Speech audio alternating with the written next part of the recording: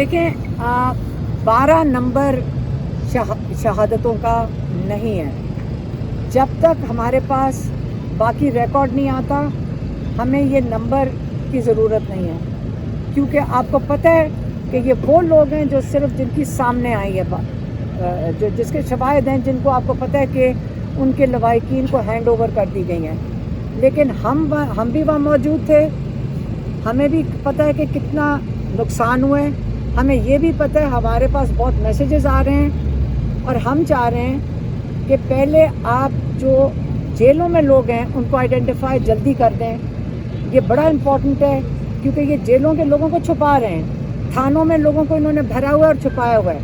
जब तक लोगों के नामों के साथ उनके लवाहिकीन को नहीं पता चलेगा कि हमारे लोग जेलों में नहीं हैं, तब तक हमें लोगों की शहादतों का नहीं पता चलेगा। और ये बात आपको पता, अगर हुकूमत होएगी तो वो क्या करेगी, वो इस चीज़ को घसीटेगी, आपको नहीं पता चलने देगी।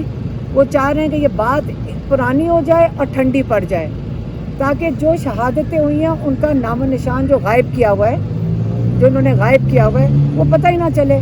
2 महीने आपको नहीं पता चलेगा कि जो जेलों में कौन कौन नहीं है। आपका ख्याल है कि हमें मिसिंग पर्सनस का नहीं पता? पाकिस्तान में कितने अरसे से, कितनी दिहाइयों से ये बात चल रही है कि मिसिंग पर्सनस हो जाते हैं, और बात इतनी पुरानी हो जाती है कि आप और हम भूल जाएंगे फिर। इसलिए बड़ा ज़रूरी है कि हम एक वो नंबर ना दें। और जो ज़ख्मी हैं वो किधर हैं, हमें चाहिए कि हम अपने ज़ख्मियों को आइडेंटिफाई करें, उनके घरों में जाएं। हम भी जाना चाहते हैं, लेकिन मेरा ख्याल है सबसे पहले लॉयर्स को जाना चाहिए, क्योंकि लॉयर्स ज़रा हिफाजत में होते हैं। हमारे जैसे लोगों को, और कई लोगों को धमकियाँ मिल रही हैं कि आप इन जो ज़ख्मी हैं उनके पास ना जाएं। ज़ख्मियों के घरों में धमकियाँ जा रही हैं कि आप अपने आप को आइडेंटिफाई ना करें और ना ही आप गवाही दें। अब इतनी धमकियाँ जा रही हैं तो हमारे लॉयर्स को उनको हिफाजत देनी पड़ेगी।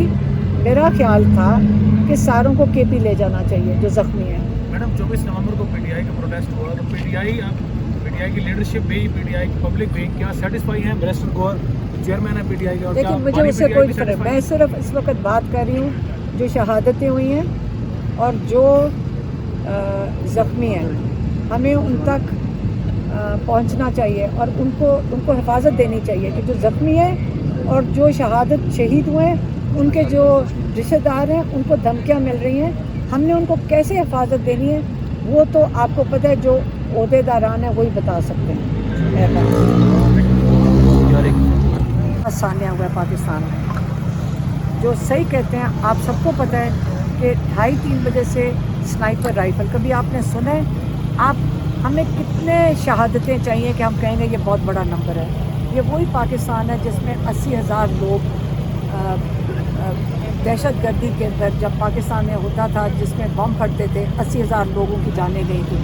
हम जान की कीमत नंबर से नहीं आएगी। सबसे ज़रूरी चीज़ ये है कि अल्लाह का शुक्र है कि जितनी स्नाइपर राइफल चल रही थी, हमारे लोग इससे ज़्यादा शहीद हुए। वो पाकिस्तानी थे जिनके साथ ये हुआ। तो हमें ये पूछना चाहिए कि गोली किसने चलाई और क्यों चलाई, अपने लोगों पे क्यों चलाई? कल हमें कौन हिफाजत देगा पाकिस्तानियों को? कहाँ से हमें हिफाजत मिलेगी कि अपने लोगों को, जो जिनके हाथ में हथियार नहीं थे, कोई आप जंग नहीं लड़ रहे थे बॉर्डर के ऊपर, ये पाकिस्तानी थे और आपके दारुल हुकूमत में बैठे हुए थे, सड़क के ऊपर बैठे थे। हमने कई चीज़ें हमने भी देखी हैं जिस पे हमें पता है कि आप एक क्राउड में ना, औरतें, बच्चे, मेरी बहन की नवासी जो थी, जो 16 साल की है, वो हमारे साथ थी।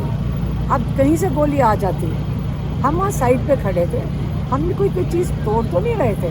हम बच्चों को लेके जाके, हम क्या दहशतगर्द तो नहीं थे ना? तो हम अपना पूरा में एहतजाज करने गए थे। और अगर आप एक गोली भी चलाएं, किसी की भी जान नहीं जानी चाहिए थी। लेकिन जो उनके रिश्तेदार हैं, उनको जो धमकियाँ मिल रही हैं, वो ज़्यादती है। ये मुल्क इस वक्त माशाल्लाह को भी गुजर चुका है। ये तो इस वक्त वो हाल हो गया कि किसी को नहीं पता किस वक्त कौन उठाया जाए।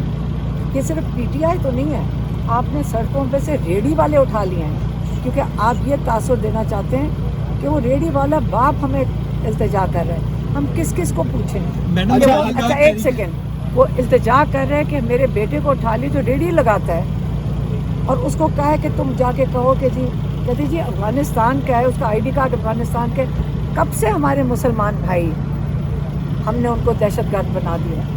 یہ زیادتی ہے، ہمیں یہ چیزیں بند کرنی چاہیے، اپنے ملک میں یہ دوبارہ سے اس قسم کی چیزوں میں نہیں جانا چاہیے۔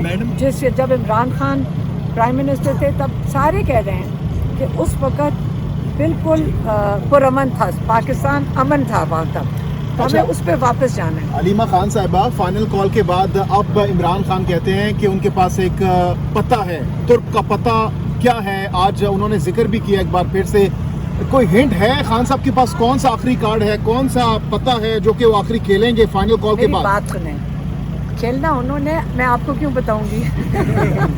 میڈم یہ بھی بتائیے گا، آئیڈیا تو میڈم ہوگا اس کا، کیونکہ ٹائمنگ بہت امپورٹنٹ ہے آگے۔ پتہ ہے، لیکن میں کیوں آپ کو بتاؤں گی؟ میڈم یہ بتائیے گا آج یہ سڑکوں پر نہیں، میں بالکل ہنٹ بھی نہیں دوں گی، میں بتاؤں گی بھی نہیں، اور نہ ہی میرا کام بنتا ہے۔ اچھا میڈم بتائیے گا 24 نومبر سے لے کر اب تک کیا آپ تحریک انصاف کی جو لیڈرشپ ہے دیکھیں میری بات سنیں، میری بات سنیں، میرے بھائی کی بات کرو، میں بات کروں گی۔